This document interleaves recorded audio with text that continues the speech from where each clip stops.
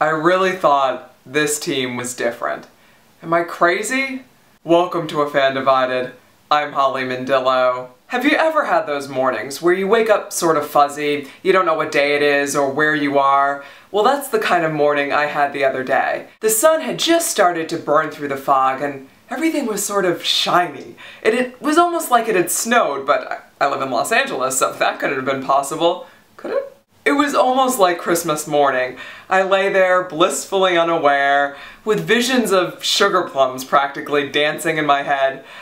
And then, bam, I realized it's Monday, and the Giants lost. If the definition of insanity is doing the same thing over and over again and expecting different results, then are we crazy for thinking that the Giants would have played that game any differently than they did? Then they have played that game every time since I can remember. It was a classic Giants-Eagles game. Low scoring, high tension, one maddening play after another. I can't tell you how many times during one of these games, say somewhere in the third quarter, I have looked over at either Joe or my dad or my brother and said, "Guys, we're gonna win this game 10-3, but it's gonna be the longest 27 minutes of your life."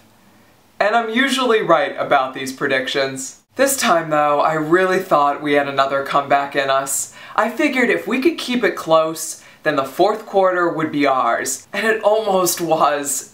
But then the defense couldn't stop Vince Young. Vince Young. Maybe the game was over from the moment they announced he would be starting, and there's nothing worse than playing a second-string quarterback with something to prove. But the Giants are better than the Eagles. The Giants are better than the team that showed up to play the Eagles. The Eagles managed to do to us what we've done to good teams for years.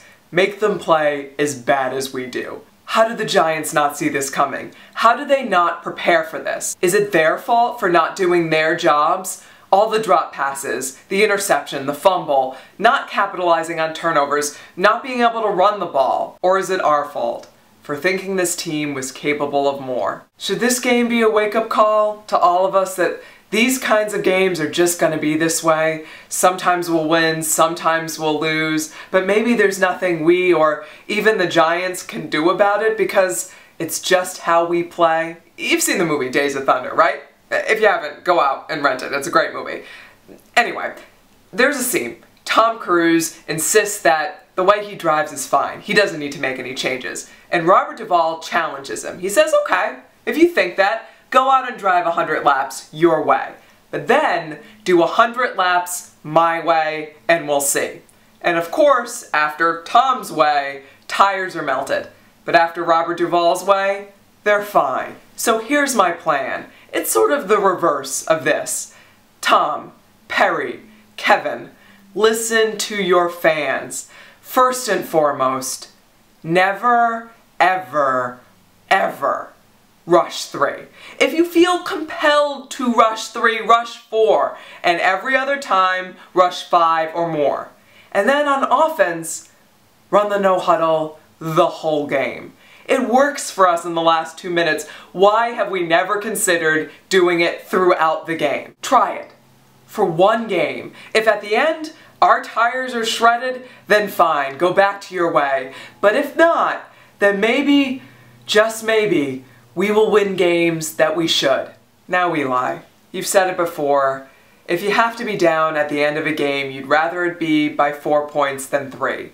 Because you like knowing that a touchdown is the only option.